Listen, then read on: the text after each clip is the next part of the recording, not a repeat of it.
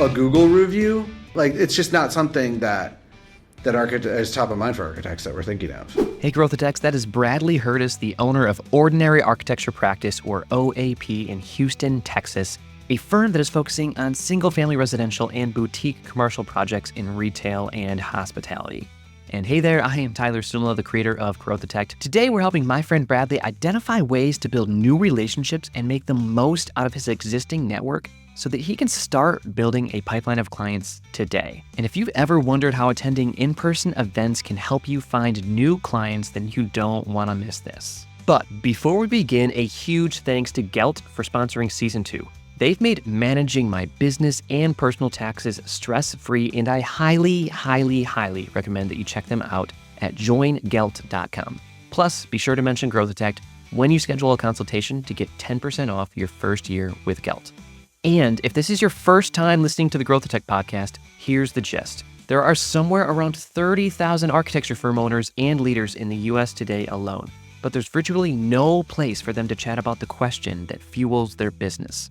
How do I find, attract, and win the best clients for my firm? So that's why I created this podcast, to tackle your real questions so you can walk away with actionable insights. And if you like the podcast, then you'll love The Studio, which is a private membership for architecture leaders with steps, strategies, and support to grow your business. And actually, everyone in Season 2 is a member, which you'll hear about at the end of the episode. If you want a taste of what's inside the studio, then be sure to join my free newsletter at growthatech.com/join, where I share free sales and marketing growth hacks with more than 10,000 architecture leaders every Sunday morning. So go and join right now and enjoy the show. Well, let's jump into your question, Bradley. What's the challenge that you're facing today, and how can we help? Yeah, so my question is focusing around leveraging existing network and trying to find new clients, build new relationships, trying to find effective ways to do that. So what are some real common or effective ways to build my network and find some new relationships, new clients? Got it. And when we had talked about this before, right, you had mentioned something about the way that you build relationships, right, and what you feel most comfortable doing or where you feel like you need room for improvement. Yeah, what's the background there in terms of behind the question? Well, being a newer firm, I think a lot of firms potentially start off this way where it's just based on your existing network connections.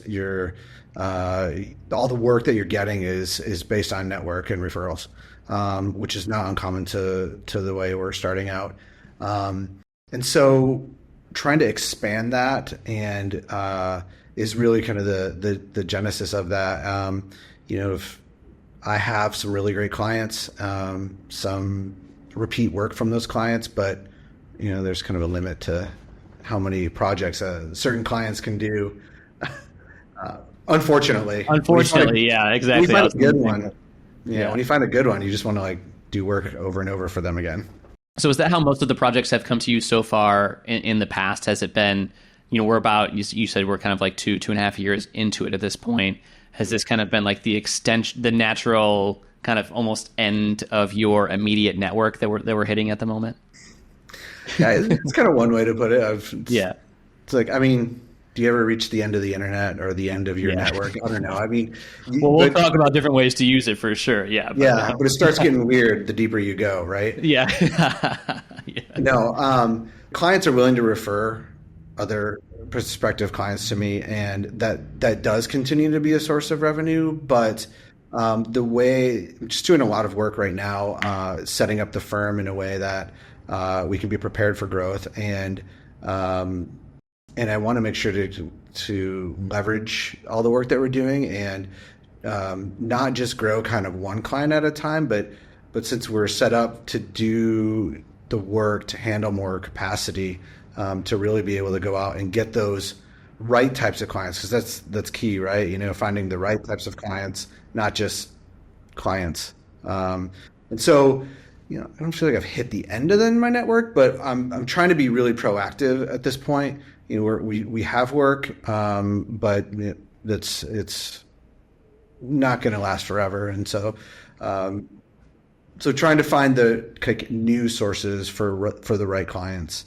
Because I think part of the question too, with leveraging existing network is like, it's still there. There's still work to be done, and so I want to make sure to be able to leverage the sources that I have, and not just kind of try to go out and find new work, because obviously most of the best clients that I get are through a referral, through my network. Yeah, absolutely. Yeah, referrals are always going to be most often the best clients and the easiest ones to win, because they kind of already come with you being pre-vetted, right? Which is as good as it gets. Oh, I wanted to celebrate something, right? You said something important here, which is that you want to be proactive because it's not an issue yet, but obviously these projects are going to run out at some point. And I just want to take a moment and pause and celebrate that level of awareness in your business, because so often, especially when it comes to business development, right? Firms are kind of doing the opposite. They're like, oh, great, we got the work that we needed. Let's focus on getting that work done, and then the work's done, and then they kind of have that, oh crap moment. All right, now we need to go out and get work. But the reality is that it takes months. It takes months to get work, usually, and unless you're just very lucky, right? happen to like step out from finishing a project, and someone stops you on the street and says, "Hey, are you an architect? And will you do this next project for me?"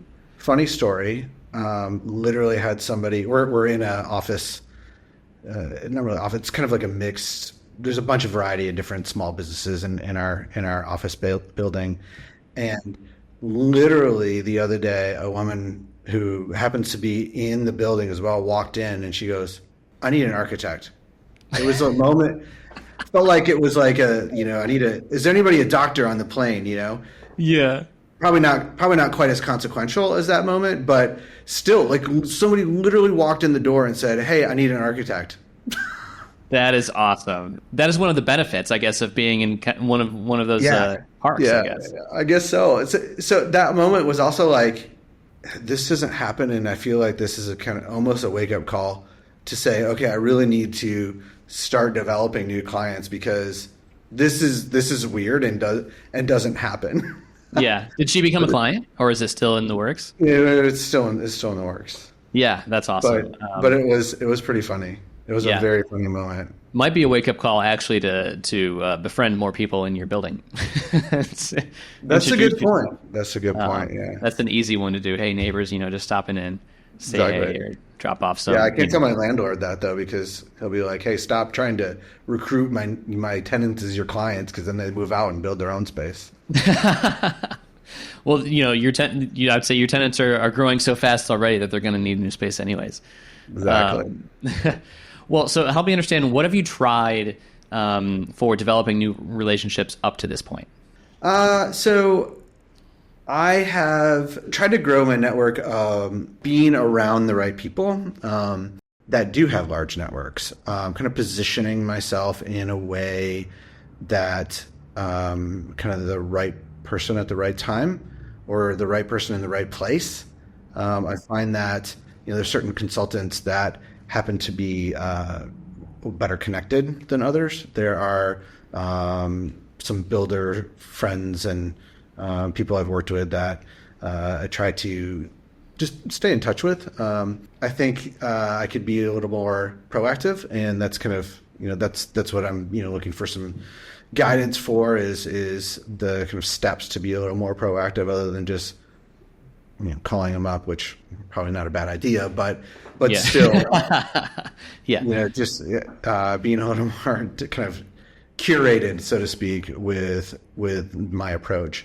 But then, I have realized one of the biggest questions I had before I started the business was like, how do architects really? What we're talking about, how do architects get work? Like, who are they getting work from? And I've realized that a lot of work can come from a couple of different well-connected connections, and it's trying to leverage those connections. Attorneys, bankers, certain different consultants. That those are people that are talking to people that need an architect that need work done.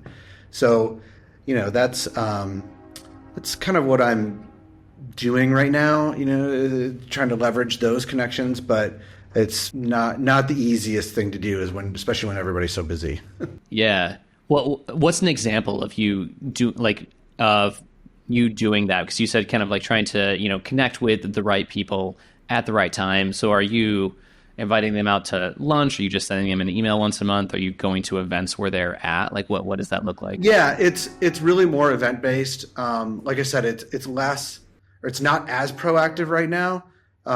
But yeah, it's staying present, staying, or at least staying, maybe not front of mind, but staying in the aura, so to speak, in the realm of people, like always being like, oh yeah, hey, Bradley, trying not to get too distant out of people's minds.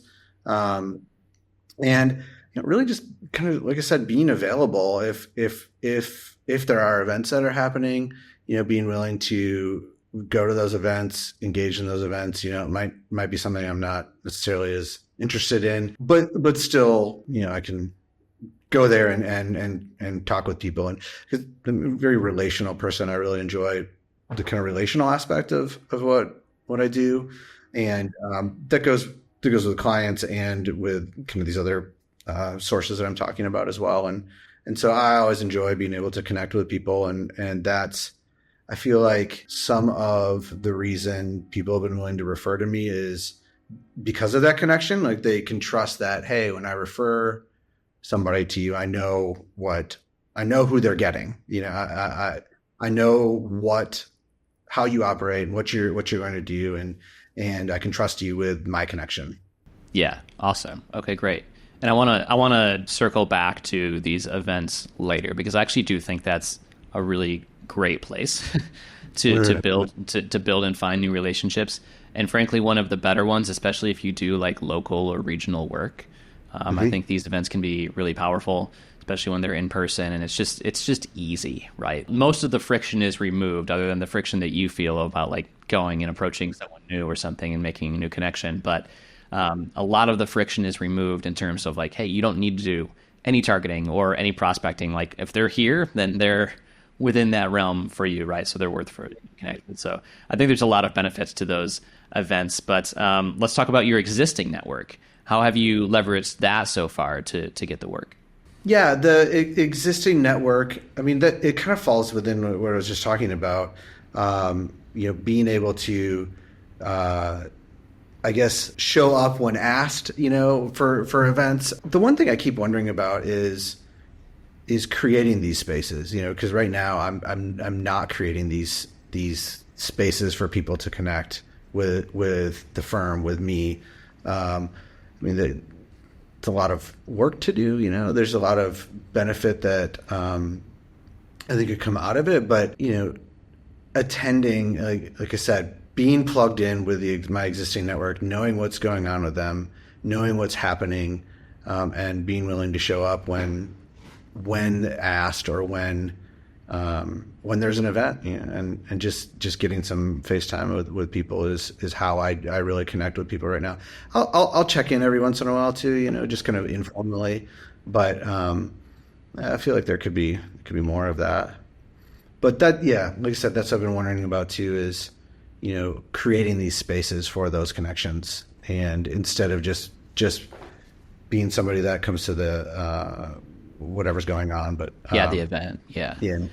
And when you say creating space, like you mean like holding your own event? Is that kind of what you're talking about? Yeah, it could be holding your own event. It could be, like you said, talking, inviting people to lunch, inviting people to other social events, or I feel like we can get creative with a number of things.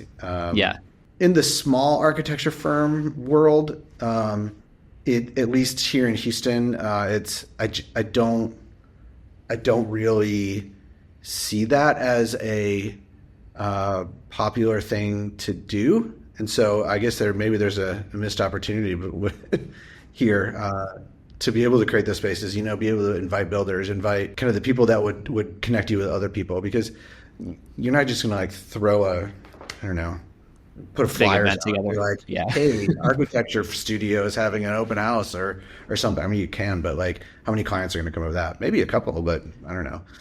Like I said, I think it's that targeted network that's going to then say, oh yeah, hey, you need to talk to this architect. Do you need an architect? Talk to this one. Yeah. Yeah. Okay, cool. So, well, what it sounds like in terms of your strengths in relationship building is that you do seem like you're willing to kind of go out to these places, like go to events in places that might not be the right fit for you, but are probably the right fit for the people that you're looking to connect with. Does that sound right? Yeah, yeah. And then when you say you're relational, like what does that mean to you? Um, that means I genuinely enjoy getting to know people. I find that I value people.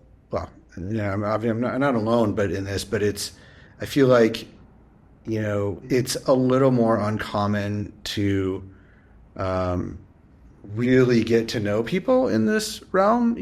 I find myself having some more kind of personal conversations at these at different events and different things that I'm coming to, or if I'm out to lunch or whatever. The conversations very easily turned into personal conversations. I like to get to know people, who they are, not just what they're doing and Right. what they can offer. So Yeah. that's really kind of what that means to me. Okay, that's awesome.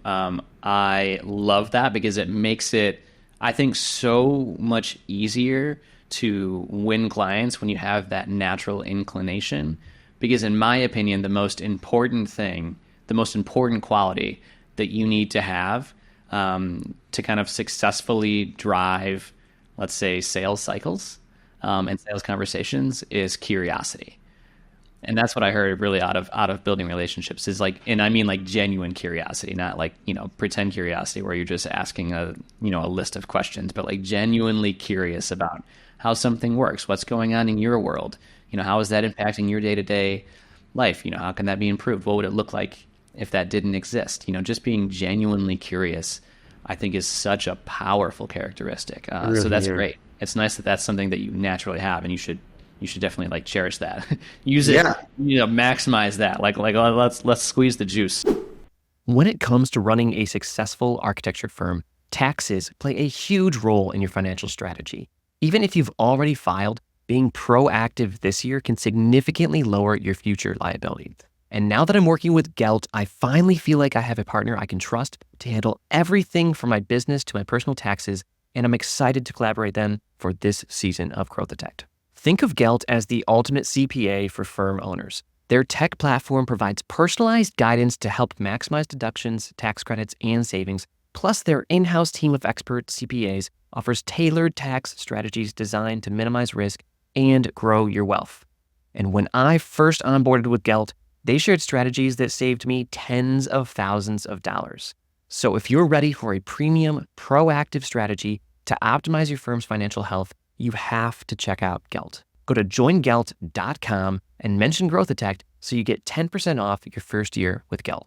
Let's focus on events first, because events came up when we were talking about what have you been trying to do to build new relationships, and it also came up when you were talking about like your existing relationships with people. So what are the kinds of events that you go to today?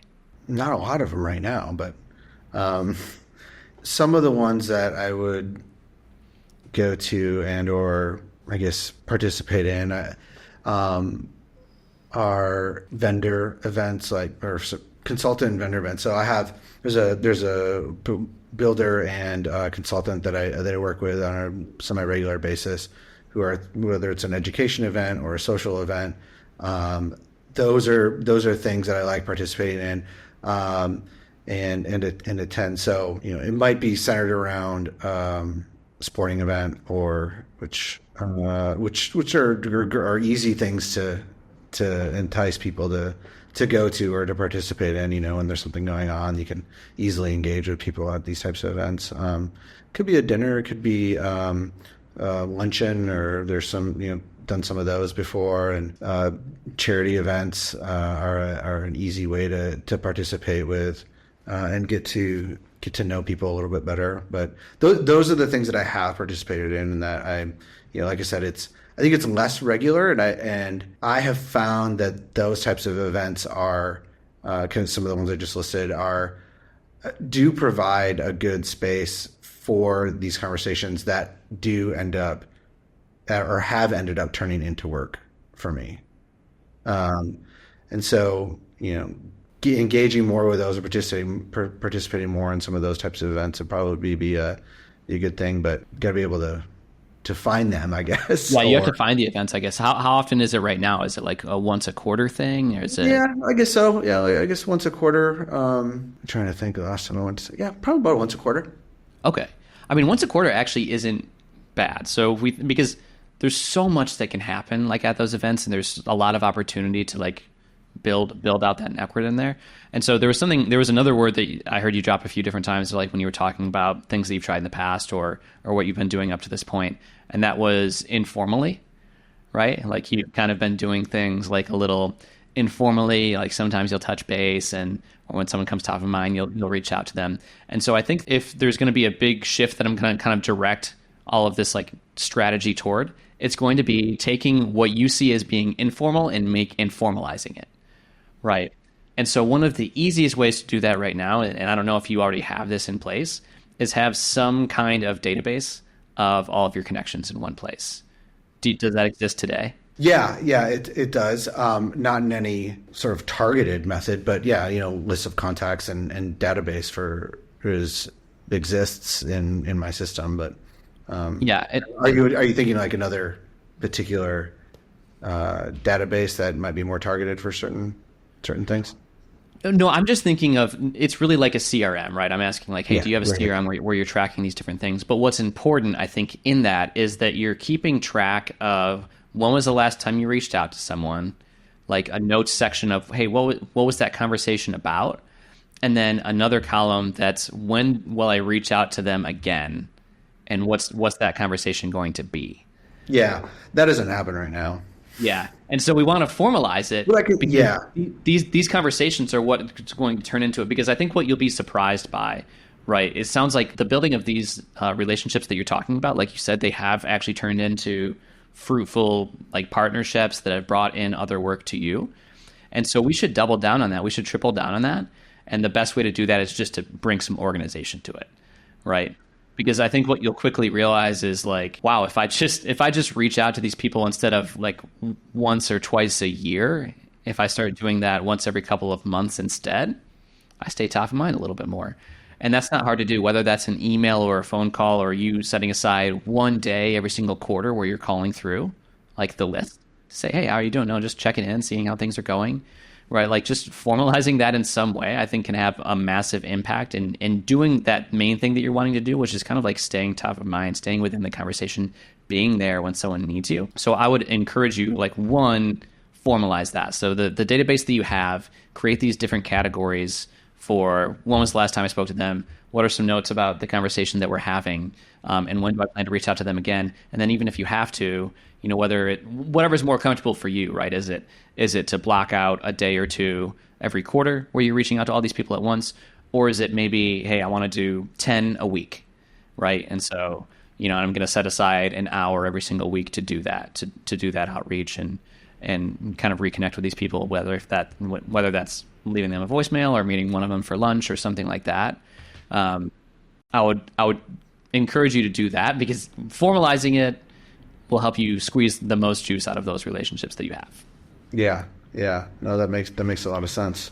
So step one, organize the relationships you do have, and come up with a standard way to consistently reach out to them. And I wouldn't be worried about reaching out to them too much. Like, too much might be like once a month, right? For this whole crew. But like, depending, like I'd say what is very close to too little is like once a quarter. So like somewhere between every month and once a quarter is probably where you want to land. Stay top of mind. And again, up to you. I would try a mix of things in terms of whether that's, maybe I'll send an email to some of them. Maybe I'll give some of them a phone call. Maybe I'll try to pick one out of the crew every single month to take out to lunch, right? And meet for lunch.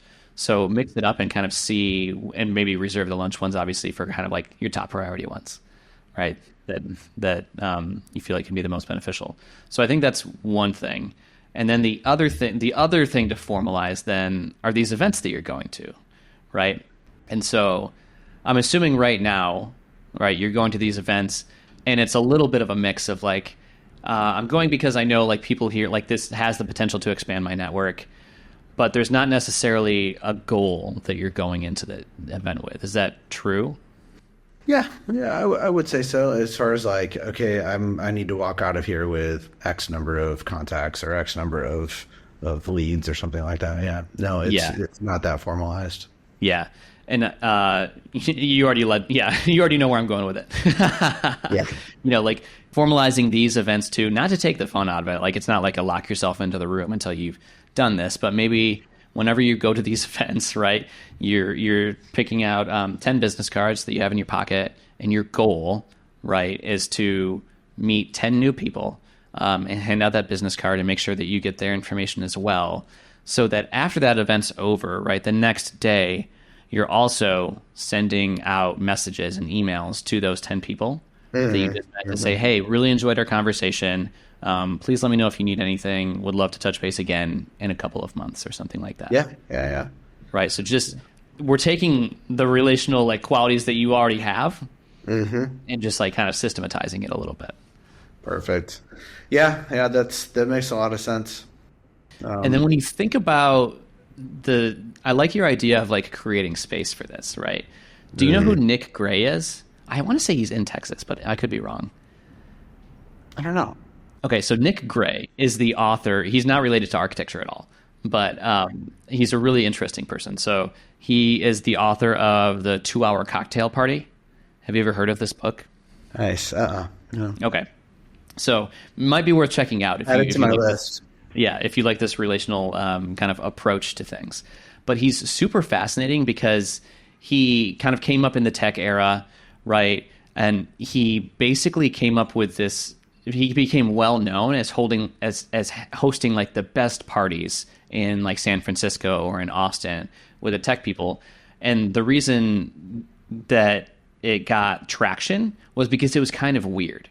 Like it was overly systematized, right? So if you read like the 2-Hour Cocktail Party, it's like, hey, everyone gets a name tag, all right?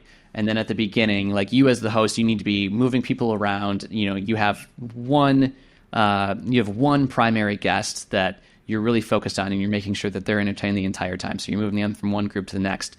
You have a kazoo that you're using to define what the new conversation thing is going to be, like, and you're putting people into groups, right? So it's like, it's really formalized, and it's like, it might be a little bit too much for my taste. But there was something that I think is really interesting in his idea that I think could be beneficial to you in terms of creating that space. And so it's this idea that, because he's constantly going to these events, right? He's constantly meeting new people. It's kind of like you, but he has something to fall back on because he basically does one of these like cocktail parties, like regularly. It's like every single month, and he'll host it at his house, right? And so what he says is that, whenever I'm going somewhere and I meet someone interesting, I say I have something that I can invite them to, right? I do this thing every month, right? So, I've really enjoyed chatting with you. I don't know if this is something that you'd be interested in, but I'd love to invite you to these cocktail parties that I do at my home. The next one I'm having is in a few weeks, and I think you'd really enjoy it. And there's some other people that I think I could connect you with. Nice. Right. And so you have some kind of like regular thing that you can fall back on, and it makes it really easy to continue that relationship. Mm-hmm. Yeah. Right. So if you think about, you're going to one of these events every single quarter, you're meeting 10 new people, maybe 3 or 4 of them are really interesting to you, and you're taking 3 or 4 of them, you're putting them together with 3 or 4 people from your existing network, and you're just having like a little gathering at your house, a cookout, a barbecue, whatever it is, like of people there, and bringing them together just to kind of have a more intimate space, because I could actually see that being more powerful than the full event version that's like, hey, let's find a space that we could rent out and do something like that. Much harder to do. Much easier to be curated, because it sounds like you already are. Like you're already intentional with the relationships that you're building and the people that you're going after. Like this idea of being curated, having some kind of repeatable event, whether that's, a little party, a little cocktail party that you're doing at your house once a month or once a quarter or something, but you have something to say, hey, I do this thing. I think you'd really enjoy it. I'd love for you to come. It's a great idea. The repeatable event is a cool thing, a cool idea, especially if it involves kazoos. Yeah, I know. You got to read that book. It's absolutely wild. This guy he's totally fascinating. He's a little off his rocker, I think, but but his his ideas are great. I mean, it's like it makes so much sense when you hear about it, and I just love this. I love this idea that you have something that you can fall back on to extend these relationships, because that's usually where relationships go to die, in a sense. Right? Like that's where they do die. It's because you go to these events, you meet these new people. Oh my gosh, you're fired up. I can't believe all these awesome people I just met. Going to send them an email, let them know like, hey, can't wait to chat soon. And then you don't have a formal system for following up. You remember again 6 months later, and then it feels kind of awkward because you've only met them one time. And even though you guys had a great conversation, you're kind of like, sure. Oh, no, like maybe I shouldn't follow up again. Right. Yeah. And so then it's almost like that time that you put towards going to the event and building up those relationships didn't actually work out. Right. Yeah. So you didn't get as much out of it. The other thing that I would think about is just making sure that because you are relational, that probably means that you have great relationships with the clients that you already have. Right. And so getting as much as you can out of those relationships is really important. So I would say definitely make sure that you're grabbing testimonials and asking for like reviews, or asking for them to put a review on Google, which is really important for a small firm in a large area. It makes it easier for people to find you and to get some of those inbound leads as well that aren't coming in through the relationship building. And it's a super easy ask at the end of a project. And if you think about, however many projects you're doing a year, 5, 10, 15, you can pretty quickly get 15 5-star reviews on Google. And that becomes pretty easy. That stands out pretty easily in pretty much every single city, surprisingly, for architecture firms. And you kind of end up being the first one up there. Yeah. Because that can be powerful on people, because, of course, people are going to Google architecture firms or Google your name and try to check you out in a lot of different ways. Yeah, because there's the relational aspect, right? Like you're talking about, which is very strong, right? And will help you get a lot of referrals. But then there's still the other part of the market that's like, they don't have the network. They don't know who to ask if they've ever used an architect. So the first thing that they're going to do when they actually finally need one is they're going to Google it. They're going to search. Yeah.